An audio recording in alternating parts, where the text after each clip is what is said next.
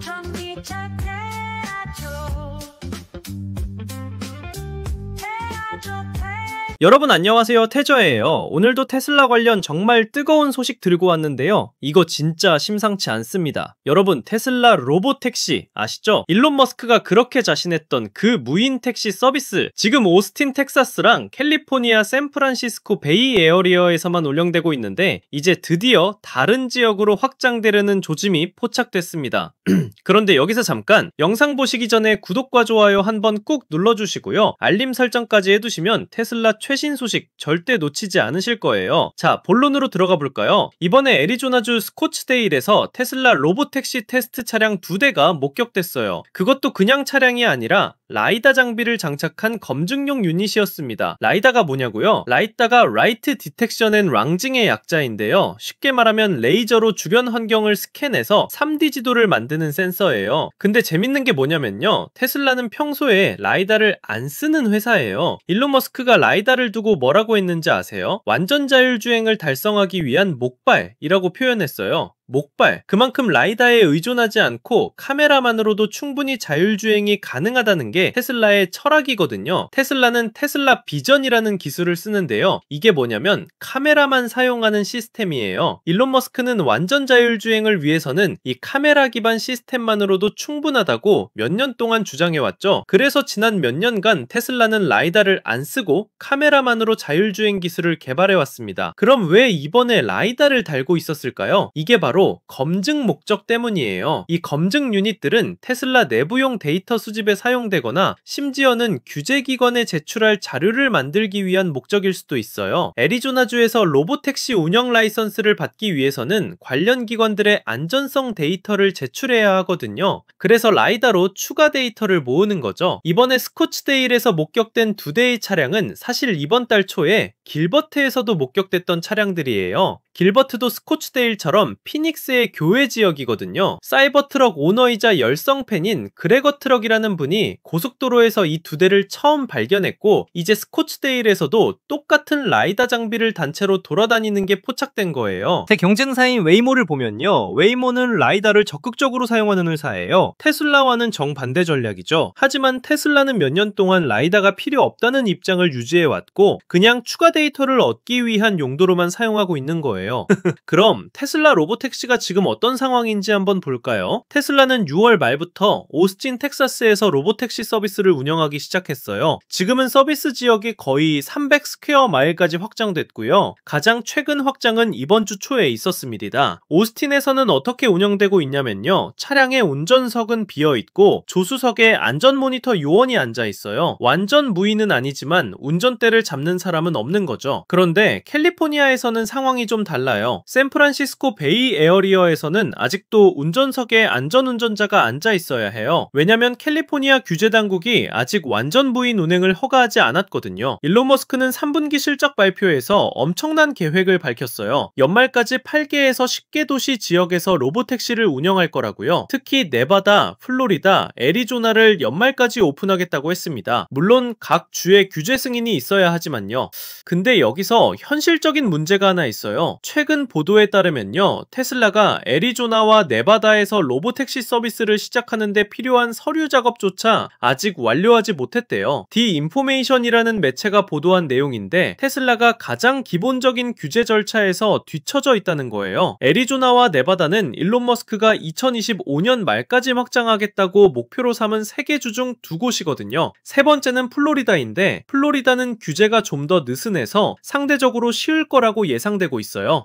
그러니까 정리하면 이렇습니다. 테슬라는 지금 애리조나에서 검증 차량을 돌리면서 데이터를 수집하고 있고 규제 승인을 받기 위한 준비를 하고 있는 거예요. 하지만 실제로 서류를 제출하고 승인을 받는 과정은 아직 시작도 안 했거나 진행 중이라는 거죠. 일론 머스크는 처음에 엄청 큰 목표를 세웠어요. 2025년 말까지 미국 인구의 절반에게 로보택시 서비스를 제공하겠다고요. 그런데 이 목표를 나중에 8개에서 10개 도시 지역으로 축소했어요. 그것도 겨우 2달 안에 달성하겠다고 운영하겠다는 거였는데 지금 보면 그마저도 쉽지 않아 보여요. 안전 문제도 좀 있었어요. 테슬라는 7월에 오스틴에서 로보택시 관련 사고 3건을 보고했어요. 7월이 테슬라가 오스틴에서 로보택시를 운영한 첫 달이었거든요. 그때 테슬라는 추정상 약 12대 정도의 차량만 운영하고 있었고 초대받은 소수의 사용자들한테만 서비스를 제공하고 있었어요. 대부분 테슬라 인플루언서나 주주들이었죠. 3건의 사고 중 한 건에서는 경미한 부상자가 발생했고요. 다행히 어떤 사고도 당국의 조사 대상이 되지는 않았어요. 테슬라가 공개한 정보에 따르면요. 하지만 테슬라는 웨이모 같은 경쟁사들과 달리 사고에 대한 자세한 정보를 거의 공개하지 않고 있어요. 웨이모와 비교해볼까요? 웨이모는 지금 미국 5개 도시에서 완전 무인 로보택시를 운영하고 있어요. 샌프란시스코, 로스앤젤레스, 오스틴, 피닉스, 아틀란타에서 서비스 중이고요. 계속 도시를 추가하고 있습니다. 웨이모는 일주일에 25만 건 이상의 완전 자율주행 유료 탑승을 제공하고 있다고 해요. 2025년 기준으로요. 그리고 웨이모의 안전성은 2024년 중반 이후로 약 3배 정도 향상됐대요. 지금은 미국의 평균 인간 운전자 사고율에 근접하고 있다고 하는데요. 약 70만 마일당 한 번 사고가 나는 수준이라고 합니다. 웨이모가 마이애미, 워싱턴 DC, 댈러스에도 진출할 계획이라고 하니까 몇 분기 안에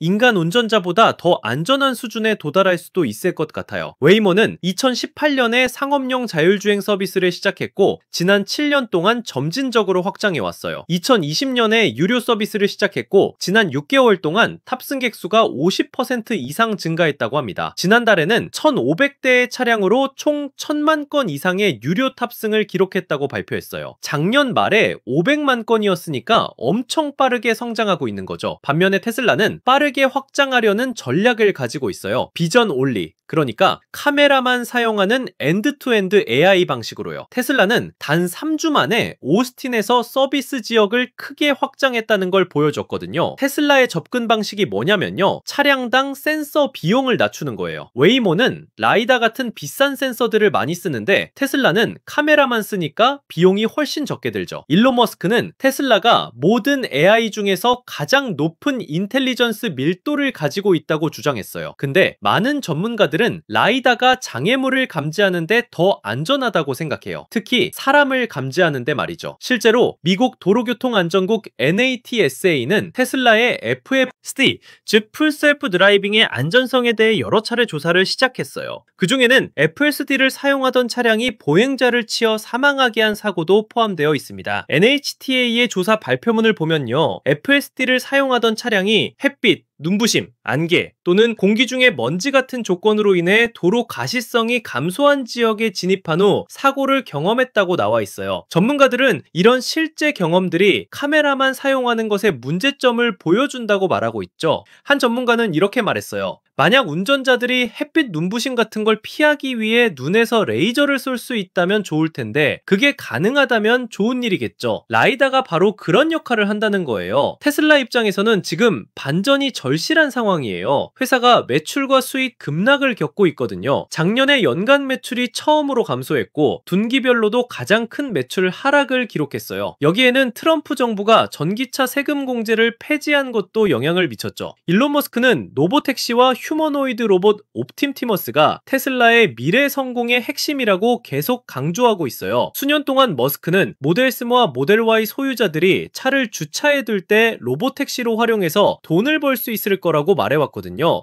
근데 현실은 좀 다릅니다. 테슬라의 FSD 유료 가입자 베이스는 아직 작아요. 3분기 실적 발표에서 재무 담당 임원 바이브하브 타네자가 밝힌 바에 따르면 사용자의 12%만 FSD를 유료로 구독하고 있대요. FSD 수익도 전년 동기 대비 줄었고요. 작년 같은 기간에는 3억 2,600만 달러였는데 올해는 그보다 적었다는 거죠. 전체 매출의 2%도 안 되는 수준이에요. 그럼에도 불구하고 일론 머스크는 미래에 대한 비전을 계속 제시하면서 투자자들을 설득하고 있어요. 그는 옵티머스 로봇이 역사상 가장 큰 제품이 될 잠재력이 있다고 반복해서 말하고 있고요. 테슬라 로보택시와 로봇이 빈곤이 없는 세상을 만들 수 있다고 주장하고 있습니다. 테슬라는 9월에 새로운 보상 계획을 발표했는데요. 이게 1조 달러 가치가 될 수 있고 머스크의 회사 지분을 12% 늘릴 수 있는 플랜이에요. 테슬라는 10월 초에 연례 주주총회 공청회를 열 예정인데 그때 이 계획에 대한 투표가 이루어질 거예요. 머스크는 실적 발표 콜에서 이렇게 말했어요. 만약 우리가 이 로봇 군대를 만든다면 나는 적어도 그 로봇 군대에 대한 강력한 영향력을 가져야 하지 않겠어요? 강력한 영향력이 없다면 그 로봇 군대를 만드는 게 불편해요.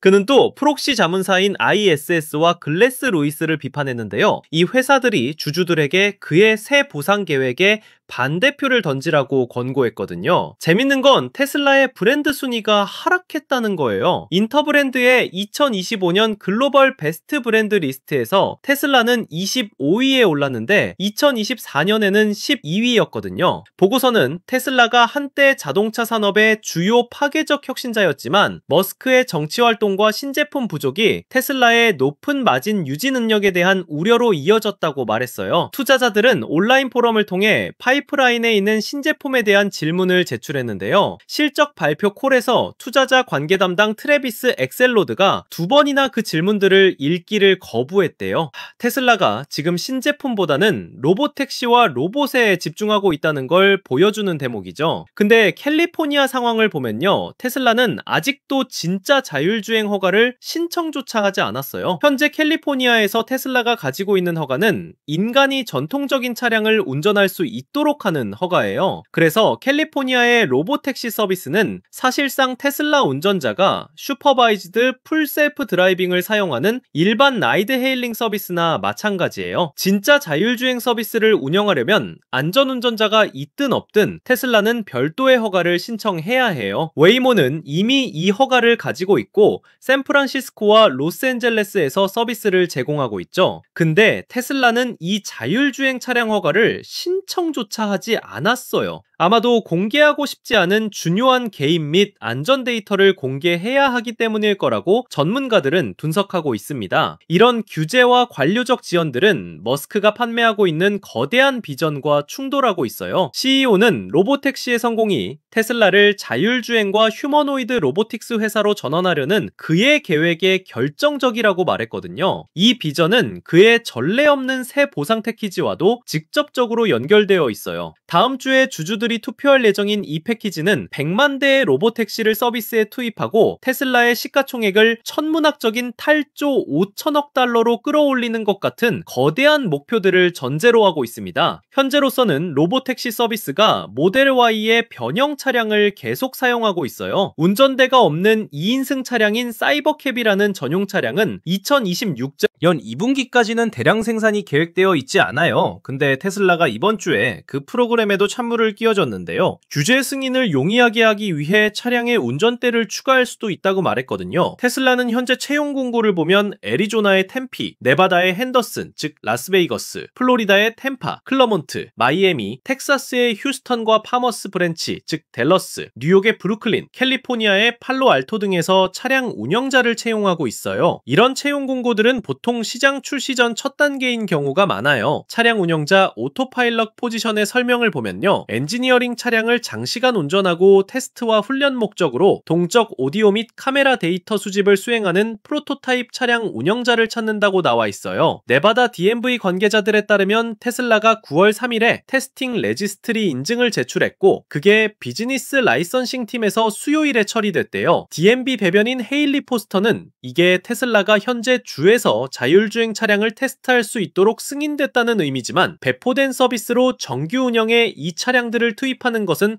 허용되지 않는다고 설명했어요. 테슬라가 로보택시 같은 전체 프로그램을 출시하려면 여전히 운영을 위한 자체 인증 프로세스를 완료해야 합니다. 라고 그녀는 이메일에 썼어요. 규정을 준수하기 위해 공공도로에서 자율주행 차량을 테스트하는 회사들은 기관의 규정에 따라 500만 달러의 보험 커버리지 증명을 보여줘야 해요. 네바다는 자율주행 차량 친화적인 규제 환경을 가지고 있고 이 분야의 활동 중심지가 되어 왔어요. 만약 테슬라가 상업용 로보택시 사업을 운영하고 싶다면 회사는 네바다 교통국으로부터 자율주행 차량 네트워크 회사로 운영하기 위한 승인을 받는 것을 포함해 추가 조치를 취해야 해요. 애리조나 교통부 대변인에 따르면 테슬라는 아직 대중에게 라이드 헤일링 서비스를 제공하기 위한 허가 신청서를 제출하지 않았대요. 테슬라는 9월에 애리조나 교통부로부터 벨릴리 거리에서 안전운전자와 함께 자율주행 차량 테스트를 시작할 수 있는 승인을 받았어요. 이런 상황들을 종합해보면요, 테슬라가 지금 적극적으로 여러 주에서 준비를 하고 있는 건 맞는데 실제로 연말까지 8개에서 10개 도시에서 서비스를 시작하기에는 시간이 너무 촉박해 보여요. 특히 규제 승인 절차가 아직 진행 중이거나 시작도 안 된 상태니까요. 아크 인베스트먼트의 분석가들은 테슬라의 로보택시 사업, 이 2029년까지 회사 기업 가치의 약 90%를 차지할 수 있다고 전망했어요. 그들이 예상하는 글로벌 로보택시 시장은 약 10조 달러 규모인데 물론 이건 주소 가능한 시장이지 실제 매출이 아니에요. 자율주행이 모든 주소 가능한 마일에 침투할 거라고 기대하지는 않으니까요. ARK는 2025년이 로보택시의 해가 될 거라고 보고 있고 지금까지는 웨이모가 선두를 달리고 있다고 분석했어요. 테슬라는 오스틴에서 단 3주 만에 서비스 지역을 확장한 것을 보여주면서 빠르게 확장할 의도를 보여줬죠. 테슬라의 접근 방식이 웨이모보다 빠를 수 있는 이유는 플릿 전략 때문이에요. 수백만 대의 테슬라 차량들이 소프트웨어를 통해 로보택시가 될 수 있거든요. 웨이모는 비싸고 맞춤형 차량을 사용하는 반면이에요. 테슬라는 새로운 언박스드 제조 시스템도 개발하고 있는데요. 이게 5초마다 차량 한 대를 만드는 걸 목표로 하고 있어요. 저렴한 로보택시를 위한 규모를 늘리는 거죠. 근데 일론 머스크의 정치적 싸움이 테슬라에 20억 달러의 수익 타격을 줄 위험이 있다는 분석도 있어요. 그의 정치적 활동이 테슬라 브랜드에 영향을 미치고 있다는 거죠. 여러 분석가들은 테슬라가 자율주행 라이선스를 더 빨리 받을 수 있을 거라고 예상하고 있어요. 일론 머스크가 트럼프 대통령과 가까운 관계를 맺고 있고 연방정부가 자율주행 차량에 대한 전국적인 규제 프레임워크를 만들 수도 있다는 이야기가 나오고 있거든요. 현재는 각 주마다 규제가 다 달라서 테슬라가 일일이 주별로 승인을 받아야 하는 상황이에요. 트럼프 행정부가 자율주행 차량에 대한 연방 차원의 규제를 만든다면 테슬라 입장에서는 훨씬 수월해질 수 있어요. 하지만 이건 아직 확실하지 않은 부분이고 전문가들 사이에서도 의견이 갈리고 있습니다. 그리고 테슬라의 FSD에 대한 논란도 계속되고 있어요. 일부 사용자들은 FSD가 정말 인상적이고 안전하다고 말하는 반면 일부는 여전히 위험한 상황들이 발생한다고 보고하고 있거든요. 한 지역에서 완전히 검증된 후에 다음 지역으로 확장하는 방식이에요. 반면 테슬라는 좀 더 공격적인 전략을 쓰고 있죠. 빠르게 확장하고 실제 환경에서 데이터를 수집하면서 시스템을 개선해 나가는 거예요. 이게 테슬라의 스타일이기도 하고요. 스코츠데일에서 목격된 테스트 차량들은 아마도 몇 주 동안 애리조나 곳곳을 돌아다니면서 데이터를 수집할 거예요. 도로 상황, 교통 패턴, 지역 특성 같은 것들을 파악하는 거죠. 피닉스 지역은 날씨가 좋고 도로가 넓어서 자율주행 테스트하기에 좋은 환경이에요. 실제로 웨이모도 피닉스에서 오래전부터 서비스를 운영하고 있거든요. 길버트와 스코츠데일은 둘 다 피닉스의 교외 지역이에요. 길버트는 피닉스 동남쪽에 있고 스코츠데일은 동쪽에 위치해 있죠. 이 두 지역 모두 중산층 이상의 주거 지역이고 쇼핑몰이나 식당 같은 상업시설도 많아요. 로보택시 서비스를 시작하기에 괜찮은 환경이에요. 테슬라가 애리조나를 선택한 이유 중 하나는 규제가 상대적으로 덜 엄격하다는 거예요. 캘리포니아처럼 까다로운 규제가 없고 자율주행 기술에 대해 비교적 우호적인 분위기거든요. 네바다도 마찬가지고요. 라스베이거스의 경우에는 관광객들이 많아서 로보택시 수요가 엄청날 거예요. 공항에서 호텔로, 호텔에서 카지노로 이런 식으로 이동하는 사람들이 정말 많거든요. 웨이모도 라스베이거스 진출을 고려하고 있고 테슬라도 당연히 노리고 있는 시장이에요. 플로리다의 경우에는 마이애미, 템파, 올랜도 같은 대도시들이 있어요. 특히 마이애미는 교통 혼잡이 심하고 주차 문제도 심각해서 로보택시 수요가 클 것으로 예상돼요. 올랜도는 디즈니월드 같은 관광지가 있어서 관광객 수요가 많고요. 테슬라의 채용 공고를 보면 휴스턴, 댈러스 같은 텍사스의 다른 도시들도 준비하고 있는 것 같아요. 오스틴에서 성공적으로 서비스를 운영하고 있으니까 같은 주의 다른 도시로 확장하는 게 상대적으로 쉬울 거예요. 규제 환경이 비슷하니까요. 브루클린 채용 공고는 좀 흥미로운데요. 뉴욕은 교통이 정말 복잡하고 까다로운 도시거든요. 좁은 도로, 많은 보행자, 복잡한 교차로, 자율주행 차량한테는 엄청 어려운 환경이에요. 하지만 성공한다면 시장 규모가 엄청나겠죠. 팔로알토는 테슬라 본사가 있는 곳이니까 당연히 테스트하고 있을 거예요. 실리콘밸리 지역은 기술 친화적인 사람들이 많아서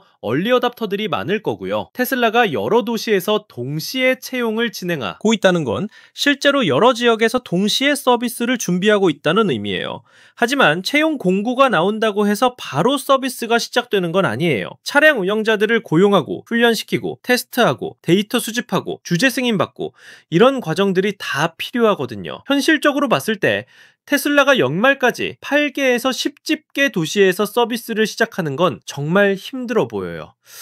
지금이 10월 1일이니까 2달밖에 안 남았거든요. 네바다와 애리조나는 아직 서류 작업조차 완료 안 됐고 플로리다는 상황이 좀 나을 수 있지만 확실하지 않아요. 일론 머스크가 원래 야심찬 목표를 세우는 걸로 유명하잖아요. 타임라인을 좀 과장하는 경향이 있어요. 테슬라 팬들은 이걸 머스크 타임이라고 부르기도 해요. 그가 말한 날짜에서 몇 개월 심지어 몇 년이 지연되는 경우가 많거든요. 예를 들면 사이버 트럭도 원래 2021년에 출시될 예정이었는데 실제로는 2023년 말에 나왔잖아요. 완전 자율주행도 몇 년째 내년에 완성된다고 말하고 있고요. 하지만 테슬라의 장점은 결국에는 해낸다는 거예요. 시간이 걸리더라도 결국 목표를 달성하는 경우가 많아요. 전기차 시장을 개척한 것도 테슬라고 수직 이륙 로켓을 재사용 가능하게 만든 것도 스페이스X였잖아요. 불가능해 보이던 일들을 해냈어요. 그래서 투자자들도 일론 머스크의 비전에 계속 투자하는 거예요. 단기적으로는 목표를 못 달성할 수 있지만 장기적으로는 혁신을 이뤄낼 거라는 믿음이 있는 거죠. 테슬라의 주가도 이런 미래 비전에 크게 의존하고 있어요. 만약 테슬라가 단순히 전기차 회사로만 평가받는다면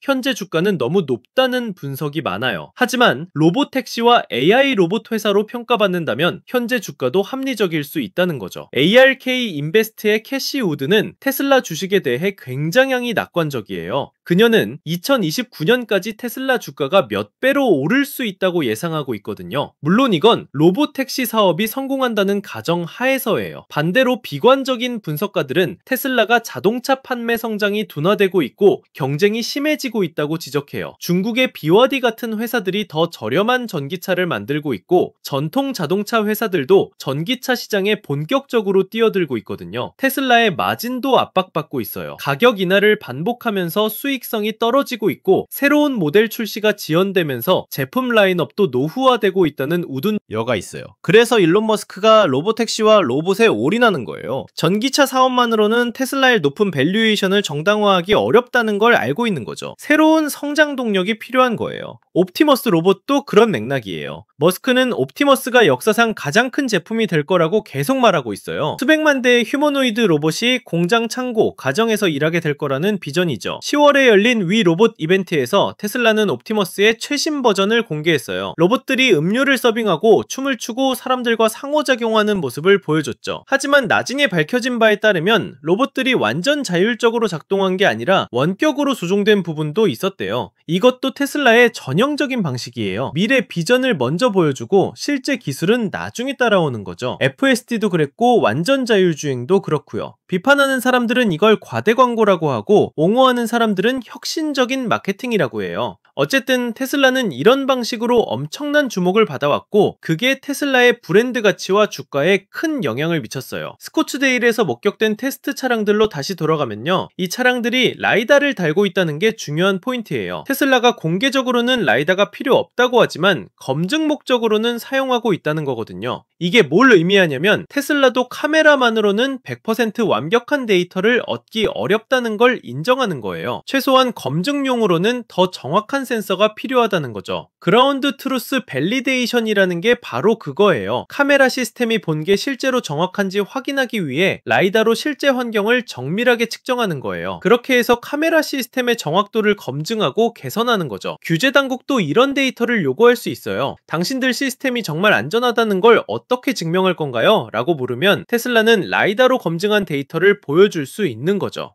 하지만 실제 서비스용 차량에는 라이다를 달지 않을 거예요. 너무 비싸거든요. 라이다 하나에 수천 달러에서 수만 달러가 들어요. 테슬라의 전략은 저렴한 카메라 시스템으로 대량의 차량을 로보택시로 전환하는 거니까 비싼 라이다를 달 수는 없어요. 이게 테슬라와 웨이모의 근본적인 차이예요. 웨이모는 차량당 비용이 높아도 안전성을 최우선으로 하는 거고 테슬라는 비용을 낮춰서 규모를 키우는 걸 우선시하는 거예요. 어느 접근 방식이 맞는지는 시간이 지나 만나봐야 알 수 있을 것 같아요. 웨이모는 이미 수백만 건의 무사고 탑승 기록을 가지고 있고 안전성이 입증되고 있어요. 테슬라는 아직 초기 단계지만 빠르게 확장할 수 있는 잠재력이 있죠. 로보택시 시장 자체는 정말 거대해요. 전 세계적으로 사람들이 교통에 쓰는 돈이 수조 달러 규모거든요. 만약 자율주행 차량이 더 싸고 편리하고 안전하다면 많은 사람들이 자가용 대신 로보택시를 이용할 거예요. 특히 도시에서는 주차 문제, 보험료 유지비 같은 게 부담이잖아요. 필요할 때만 로보택시를 부르면 훨씬 경제적일 수 있어요. 젊은 세대일수록 차를 소유하는 것보다 공유하는 걸 선호하는 경향도 있고요. 테슬라가 만약 이 시장에서 선두주자가 된다면 정말 엄청난 가치를 창출할 수 있어요. 하지만 경쟁도 치열해질 거예요. 웨이모, 크루즈 조크, 그리고 수많은 중국 기업들이 이 시장을 노리고 있거든요. 중국은 특히 공격적으로 자율주행 기술을 개발하고 있어요. 바이두의 아폴로,